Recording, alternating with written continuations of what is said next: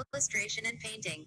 Nobel laureate Oliver Williamson pondered over an important question around 25 years ago: why are the ambitions of economic development practitioners and reformers so often disappointed?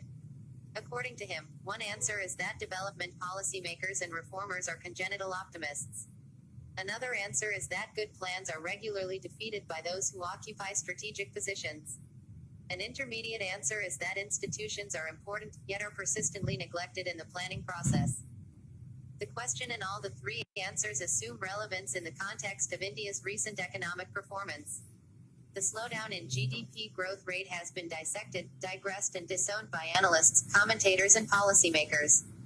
However, the diagnosis is far from complete and the growth engine is running out of fuel.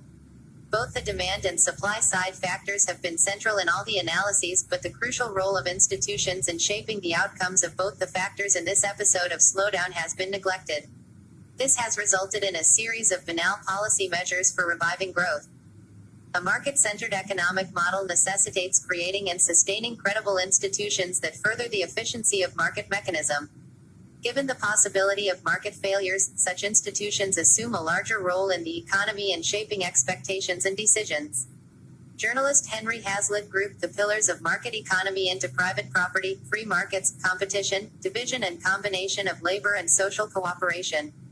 Institutions are needed to strengthen these foundational pillars are a prerequisite for markets to work. The credibility of three such important institutions, the Reserve Bank of India (RBI), the Central Statistical Organization (CSO), and the Planning Commission (NITI Aayog), has taken a beating in recent times. The RBI, which was clamoring for more autonomy, has been systematically brought under the ambit of the central government. Starting from the sidelining of the central bank on the important issue of currency demonetization, the attempt has been to steadily erode the central bank's independence.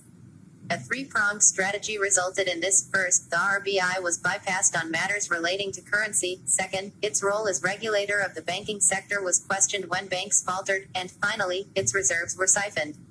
The net result has been that the RBI has been reduced into an institution which presides over a limited space of monetary policy, that is, inflation targeting.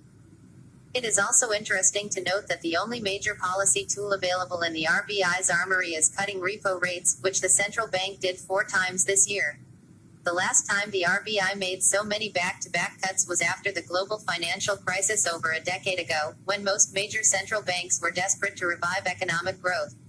However, rate cuts alone could not help India's economy this time, as banks, saddled with bad debt, were slow to reduce lending rates. This provides a classic case of an institution's weakening, leading to questions on its role and credibility. Markets, which work on information and expectations, rely on official data to arrive at decisions.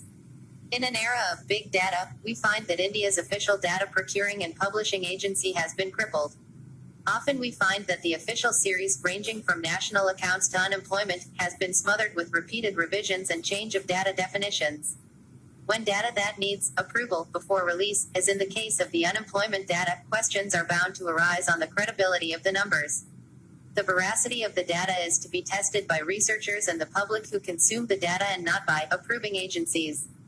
It is altogether another matter that had we had admitted that the rate of unemployment was high, perhaps more private investment could have come due the expectations of finding labor at lower wages. Such a possibility was shut out by an attitude of denial on the part of the government. NITI Aayog presents the case of an institution that lost its character in the process of transformation. By abolishing the erstwhile Planning Commission and transforming it into the NITI Aayog, the government lost the space for mid-term appraisals of plans and policies. Course correction and taking stock of the economy have now become routine exercises, within critical acceptance due to a lack of well-researched documents. As another Nobel laureate, Douglas North, opined, institutions are the rules of the game in a society, or, more formally, are the humanly devised constraints that shape human interaction. Institutions are formed to reduce uncertainty in human exchange. Together with the technology employed, they determine the costs of transacting and producing.